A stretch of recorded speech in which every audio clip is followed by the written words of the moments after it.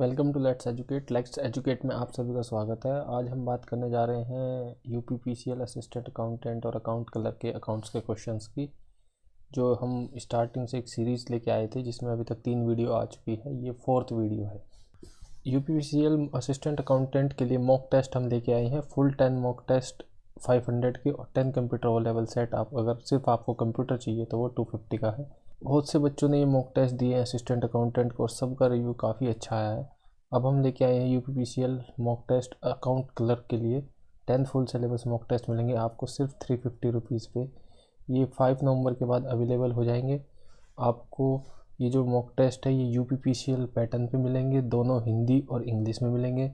इसमें कंप्यूटर के अलावा बाकी सारे सब्जेक्ट होंगे और easy to hard level questions हैं। अकाउंट्स के न्यूमेरिकल्स भी होंगे। और जो अभी यूपीपीसीएल असिस्टेंट अकाउंटेंट का मॉक टेस्ट हुआ है उस जिस बच्चे ने भी दिया है सब ने काफ़ी अच्छे रिव्यू दिए हैं, काफ़ी अच्छा फीडबैक मिला है हमें। अगर आप मॉक टेस्ट लेना चाहते हैं तो आप हमारे टेलीग्राम ग्रुप पे मैसेज कर सकते हैं या इस नंबर पर व्हाट्सअप कर सकते हैं या डिस्क्रिप्शन में हमारा टेलीग्राम ग्रुप है उसे आप ज्वाइन कर सकते हैं। Question number 46, a sale to Chetan was entered as a sale to Ketan, this is an example of. जो एक सेल थी वो हमने चेतन को की थी लेकिन वो एंटर कर दी हमने केतन के नाम पे। तो किस तरह का एरर है? Error of omission, error of commission, compensating error, error of principle. देखिए, किसी रॉन्ग अकाउंट में डाल देना ये होता है एरर ऑफ कमीशन।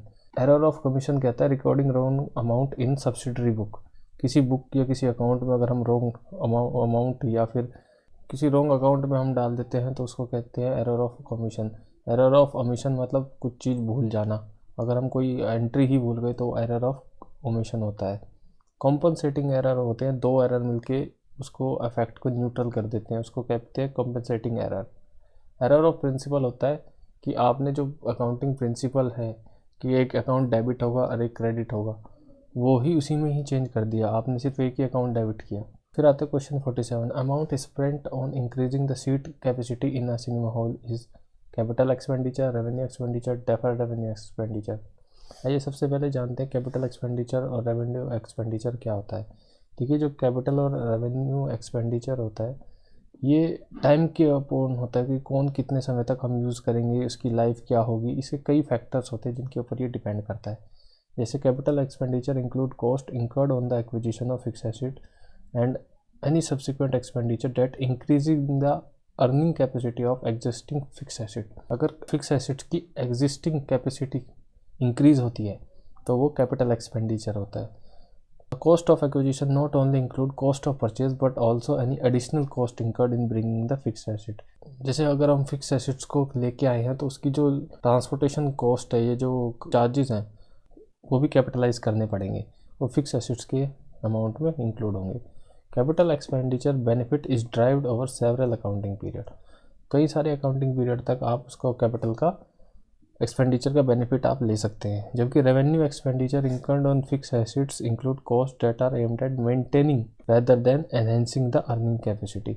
हम किसी फिक्स एसेट्स की अगर मेंटेनिंग कॉस्ट इंकर्ड कर रहे हैं, जैसे उसको यूज़ करने का खर्चा, जैसे कार है, कार में अगर आप टायर चेंज करवा रहे हैं या सिर्फ सर्विस करवा रहे हैं तो ये एक रेवेन्यू एक्सपेंडिचर है। लेकिन आपने इंजन ही बदल दिया, पूरा रिप्लेस कर दिया तो उसकी लाइफ बढ़ गई, उसकी कैपेसिटी बढ़ गई, तो वो एक रेवेन्यू नहीं होगा, वो कैपिटल एक्सपेंडिचर होगा।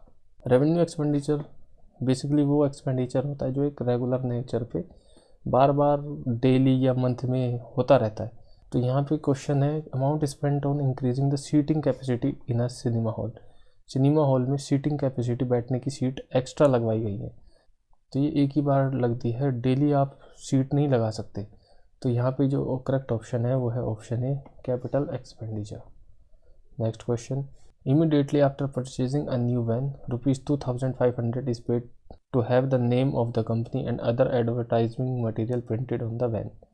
आपने एक वैन परचेज की है जिस पे आप कंपनी का नाम और एडवर्टाइजमेंट सारी चीज़ें लिखवा रहे हो, तो उस पर पेंट करवा रहे हो, तो वो जो पेंट की और एडवर्टाइजमेंट की कॉस्ट है वो कैपिटल एक्सपेंडिचर है, रेवेन्यू एक्सपेंडिचर है, डेफर्ड रेवेन्यू है, नन ऑफ दीज।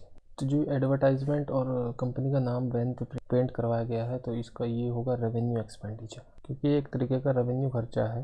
कुछ टाइम पीरियड के लिए ही हम एडवर्टाइजमेंट के लिए इसको यूज़ करते हैं फिर। तो यहाँ पे करेक्ट ऑप्शन होगा revenue expenditure. Question 49, which of the following is not an example of a capital expenditure, इनमें से कौन सा कैपिटल एक्सपेंडिचर का एग्जाम्पल नहीं है? Cost of issuing share and debenture, wages paid for construction of building. Cost of issue of share debenture ये capital expenditure होता है, हम इसको कैपिटलाइज करते हैं। Wages paid for construction for building, wages cost for construction of building की जो building बनाने का वेजेस होती है वो हम बिल्डिंग की कॉस्ट में ही इंक्लूड करते हैं, उस अमाउंट को हम कैपिटलाइज करते हैं, इसलिए वो भी कैपिटल एक्सपेंडिचर हुआ। Repair on a second hand machinery newly purchased, नई मशीन है, सेकेंड हैंड मशीन खरीदी है, उसमें जो खरीदने के बाद रिपेयर करवाई है ताकि वो हम उसको यूज़ कर सकें, तो ये कैपिटल एक्सपेंडिचर में आएगा। Purchase of new spark plug at a cost of ₹85 for a 2 year old delivery van, delivery van के लिए एक प्लग हमने परचेज़ किया है, तो ये कैपिटल एक्सपेंडिचर नहीं है, तो ये रेवेन्यू एक्सपेंडिचर है, इसलिए करेक्ट ऑप्शन यहाँ पे डी होगा। Next question 50, which of the following is an example of capital expenditure, इनमें से कौन सा ये कैपिटल एक्सपेंडिचर का एग्जाम्पल है? Purchase of pencil sharpener at a cost of ₹2, purchase of pencil sharpener normal stationery purchase की है, तो ये रेवेन्यू एक्सपेंडिचर होगा। Installing an escalator at a cost of ₹5,600 in a 3-story building which had previously been used without escalator, एक building थी जिसमें lift नहीं थी लेकिन अभी उसमें लिफ्ट लगा दी गई है, तो वो एक तरीके से कैपिटल एक्सपेंडिचर है क्योंकि ये एक एडिशन हुआ है बिल्डिंग में, तो ये यहाँ पे कैपिटल एक्सपेंडिचर का एग्जाम्पल है। 20 delivery truck at a cost of 450 after 2 year of use, delivery truck paint किया है, ये भी एक रेवेन्यू एक्सपेंडिचर है, नॉर्मल रिपेयर मेंटेनेंस है, तो यहाँ पे करेक्ट ऑप्शन बी होगा। Expenditure incurred by a purchaser for acquiring copyright is an example of, जो बुक्स पब्लिशर्स होते हैं वो ऑथर से बुक का कॉपीराइट ले लेते हैं, तो वो एक कैपिटल एक्सपेंडिचर है, रेवेन्यू एक्सपेंडिचर है, डेफर्ड रेवेन्यू एक्सपेंडिचर है। देखिए ये जो एक्सपेंडिचर है ये है कैपिटल एक्सपेंडिचर, क्योंकि एक बार आप कॉपीराइट ले लेते हैं फिर आप उसे अपने नेम्स पे आप उसे पब्लिश करते हैं बुक को और उससे पैसे कमाते हैं, तो एक लॉन्ग टर्म यूज़ के लिए आप इसे कई सालों तक यूज़ करते हैं, तो ये एक तरीके का कैपिटल एक्सपेंडिचर है। Next question, in double entry system of book keeping every business transaction affects, एक डबल एंट्री बुक सिस्टम में हर ट्रांजेक्शन कितने अकाउंट को इफेक्ट करता है? 2 account, 2 side of same account in 2 different state, तो यहाँ पे जो करेक्ट ऑप्शन है वो है ऑप्शन ए, डबल एंट्री बुक सिस्टम में हर ट्रांजेक्शन 2 अकाउंट को इफेक्ट करता है। 2 साइड ऑफ सेम अकाउंट, जी नहीं, एक ही अकाउंट की 2 साइड नहीं हो सकती, जैसे cash account debit to cash नहीं हो सकता, ये 2 अलग अलग अकाउंट ही इफेक्ट होंगे। Same account on 2 different state, ये भी गलत है, सेम अकाउंट 2 स्टेट में नहीं हो सकता, ऑल ऑफ दी अबव। यहाँ पे करेक्ट ऑप्शन जो है वो ऑप्शन है A. Furniture of the book value of ₹1500 was sold for ₹600 and new fixture of 1000 was purchased and cartage of ₹25 paid. What is the amount of capital expenditure? एक furniture बेचा है हमने जिसकी book value थी 1500, वो हमने बेचा है 600 में, और उसकी जगह नया फिक्सचर खरीदा है 1000 का और उस पर भाड़ा उसका लगा है 25 रुपीज़, तो बताइए कैपिटल एक्सपेंडिचर क्या हुआ? देखिए ये तो हमने बेच दिया, तो ये तो हमारे पास पैसे आए हैं, तो ये एक्सपेंडिचर नहीं है।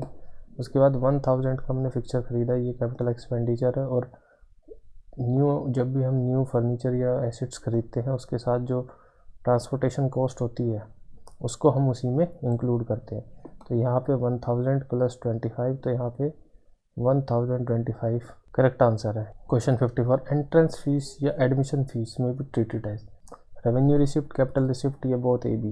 देखिए जो एंट्रेंस फीस होती है, एडमिशन फ़ीस होती है, ये वन टाइम पेमेंट होती है, ये अलग अलग ऑर्गेनाइजेशन क्लब्स ये इनकी जो एंट्रेंस या एडमिशन फ़ीस होती है ये वन टाइम पेमेंट होती है।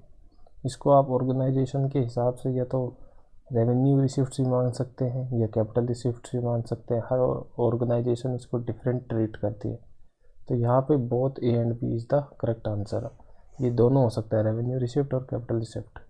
अगर अभी तक आपने हमारे चैनल को सब्सक्राइब नहीं किया है तो कृपया सब्सक्राइब करें, शेयर करें, लाइक करें ताकि हम और वीडियो बना सकें। Question 55, municipal tax of 3500 are paid in connection with the property which was purchased for ₹1,50,000। Payment of municipal tax is classified as capital expenditure, revenue expenditure, deferred revenue expenditure, deferred capital expenditure. तो यहाँ पे municipal taxes आपकी payment आपने की है आपने कोई property खरीदी थी 1,50,000 की, जिसके लिए आपने म्यूनसिपल टैक्सेस पे किए हैं, ये बाद में किए हैं।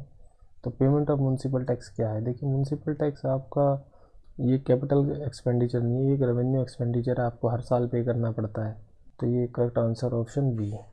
Next question 56, loss cost by theft of a cash by cashier during business hour is a loss of. अगर कोई कैशियर कैश निकाल लेता है ड्यूरिंग बिजनेस आवर, ये रेवेन्यू नेचर का एक्सपेंस है, कैपिटल नेचर है, डेफर्ड रेवेन्यू नेचर है, या नन ऑफ द अबव। तो ये रेवेन्यू नेचर का एक्सपेंस है, क्योंकि चोरी एक छोटी मोटी घटना है, तो ये रेवेन्यू नेचर का है। यहाँ पे करेक्ट आंसर है option A. Question 57, which of the following transaction is of capital nature? Purchase of truck by company, एक कंपनी ने ट्रक खरीदा, यानी कि एक एसेट्स है, तो ये ट्रांजेक्शन यहाँ पे कैपिटल नेचर का है। आगे देखते हैं, replacement of all tyre and tubes, ये नॉर्मल टायर और ट्यूब्स को हमने चेंज कर दिया, तो ये नॉर्मल रिपेयर मेंटेनेंस है। Yearly premium to insure the truck, ये भी एक रेवेन्यू एक्सपेंस है, क्योंकि नॉर्मली हम हर साल प्रीमियम भरते हैं। कॉस्ट ऑफ रिपेयर, ये नॉर्मल रिपेयर मेंटेनेंस है। तो यहाँ पे जो करेक्ट आंसर है वो sir option A. Question 58, which of the following are the revenue nature? Cost of extension of factory building, factory building को हमने एक्सटेंड किया है, एक तरीके का कैपिटल एक्सपेंडिचर है। Cost of painting the old building, पुरानी बिल्डिंग को हमने पेंट कर दिया, तो ये रिपेयर मेंटेनेंस रेवेन्यू नेचर का है।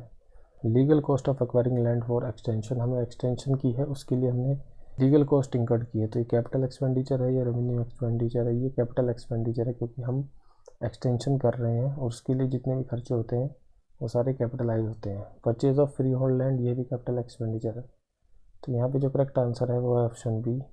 59, advance received in connection with the contract to supply good which was later on forfeited for breach of contract, हमने एडवांस ले लिया, हमें गुड की सप्लाई करनी थी, लेकिन कॉन्ट्रैक्ट ब्रीच हो गया, यानी कि कॉन्ट्रैक्ट टूट गया, जिसके बाद हमने वो अमाउंट अपने पास ही रख लिया। तो ये क्या है? एक तरीके का रेवेन्यू रिसिप्ट है, कैपिटल रिसिप्ट है, डेफर्ड रेवेन्यू रिसिप्ट है, या इनमें से कोई नहीं। यहाँ पे देखिए, एक नॉर्मल बात है, कई बार होता है कि भाई हमें गुड्स बेचने हैं लेकिन एडवांस ही बच जाता है, लेकिन किसी कारण वो नहीं जा पाते, तो हम वो अमाउंट अपने पास रख लेते हैं, तो ये एक तरीके का नॉर्मल रेवेन्यू रिसिप्ट है। Cartage paid on the purchase of new machine is debited to, जो कार्टेज पे हम, यानी कि जो मशीन की खरीद चुकाया गया कार्टेज, यानी कि जो हम उस मशीन हमने खरीदी है और उसको फिर वहाँ से अपने प्रेमिसेस तक लेके आए हैं, उसका जो खर्चा हुआ है, ट्रांसपोर्टेशन कॉस्ट, ये जो भी खर्चा हुआ है नई मशीन का, तो हम उसे क्या करते हैं, उसे हम हमेशा कैपिटलाइज करते हैं। तो ये on the purchase of new machine, तो यहाँ पे डेबिट किस में होगा? Cartage account, P&L account, machine account, capital account. तो यहाँ पे करेक्ट आंसर है ऑप्शन सी, मशीन अकाउंट। तो इंस्टॉलिंग तक सभी खर्चे हम उसको ऐड कैपिटलाइज करते हैं, हम उसी अकाउंट में हम उसको ऐड करते हैं। तो यहाँ पे करेक्ट ऑप्शन है option C. Please like, share, comment and subscribe.